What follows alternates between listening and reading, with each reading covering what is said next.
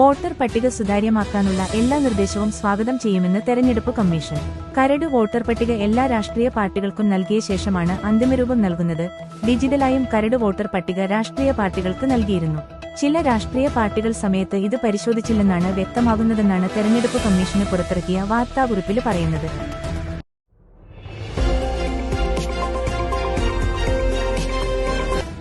സുരേഷ് ഗോപി വ്യാജരേഖകൾ ഉപയോഗിച്ച് തൃശൂരിൽ വോട്ട് ചേർത്തെന്ന പരാതിയിൽ ഇ.ടി.എൻ. പ്രതാപന്റെ മൊഴിയെടുക്കും.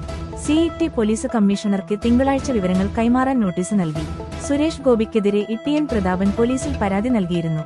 വ്യാജരെ സത്യവാങ്മൂലം നൽകി വോട്ട് ചേർത്തതിൽ നടപടിയെടുക്കണമെന്നായിരുന്നു പരാതിയിലെ ആവശ്യം.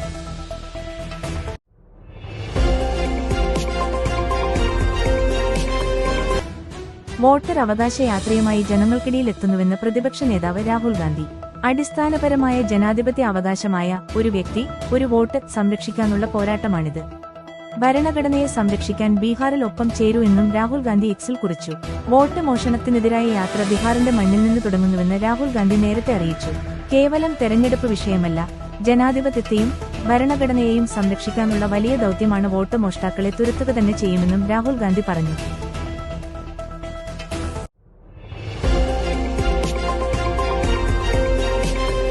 കേരളത്തില് ഗവർണര് സർക്കാര് പോര് എന്നത് പുതുമയുള്ള വാർത്തയല്ലാതായിട്ട് വർഷം 4 സർക്കാര് ഗവർണര് പോരിന് വഴിവെച്ചതാവട്ടെ സർവകലാശാലകളുടെ ഗവർണറുടെ ചാൻസലർ എന്ന പദവിയുമായി ബന്ധപ്പെട്ടായിരുന്നു.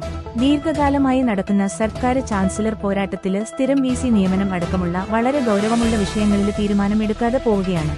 കേരളത്തിലെ സർവകലാശാലകളുടെ ഗുണനിലവാരം മെച്ചപ്പെടുത്തുന്നതിനുള്ള ഒരു നിർദ്ദേശവും ചാൻസലറുടെ ഭാഗത്തുനിന്നോ സർക്കാരിന്റെ ഭാഗത്തുനിന്നോ ഉണ്ടാവുന്നില്ല. രാഷ്ട്രീയാടിസ്ഥാനത്തില് രൂപീകൃതമായ സർവകലാശാല സിൻഡിക്കേറ്റും ഇത്തരം രാഷ്ട്രീയ താൽപര്യങ്ങൾക്കാണ് ഇന്നും മുൻഗണന നൽകുന്നത്.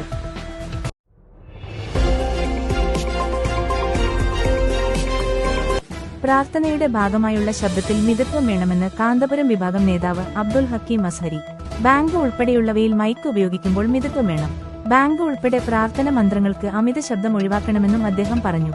ദിഗർ ആയാലും ബാങ്കുവിളി ആയാലും മിതമായ ശബ്ദത്തിലാവണം.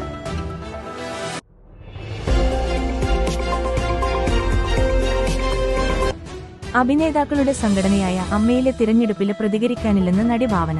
താൻ അമ്മയിലെ അംഗമല്ല, തിരഞ്ഞെടുപ്പുമായി ബന്ധപ്പെട്ട വിഷയങ്ങൾ അറിയില്ലെന്നും ഭാവന പറഞ്ഞു.